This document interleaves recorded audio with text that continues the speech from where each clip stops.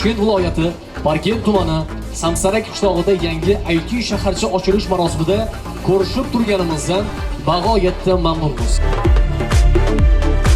Shu yo'nalishda Parkent tumanining o'zini o'rnini ko'rsatish, viloyatda, respublikada kerak bo'lsa butun dunyoga dasturlarni ko'rsata biladigan yoshlardan katta umid bilan ochyapmiz. Shu yo'nalishda yigitlarimizga hammasiga sog'lik, salomatlik, ishlariga rivoj tilayman. Daromadli kasb bu IT sohasi. Alohida bir zavod qurish kerak emas, оборудование olib kelish kerak emas, juda ham katta pul investitsiya qilish kerak emas.